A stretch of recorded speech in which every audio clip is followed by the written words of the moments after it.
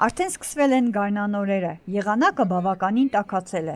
Արդեն ժամանակն է մաքրելու քաղաքը։ Կոմունալ ծառայության աշխատակիցները պարտաճանաչանցել են իրենց գարնանային առօրյա աշխատանքին։ Ինչն է առաջնայինը, մեկնաբանեց վերոնշյալ ծառայության աշխատակիցը։ Ինչպես ձմեռը, այնպես էլ հիմի, սա ձմեռը զունգը մաքրեն, տեղեքը հիմի արդեն գազոնների մեջ կմաքրեն, այդ մուսրը կհանեն, որովհետեւ հետո նորից պետք է սկսեն ծառները ներգելը, քիրաջելը, բան կանամ ասել որ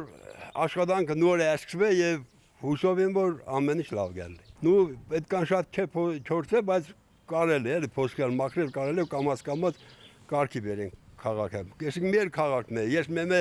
օգտվելով արդից խնդրեմ գմեր բնակիչներին որ մաքուր պայեն քաղաքը, ես մեր տունն է։ Պատկերացրեք որ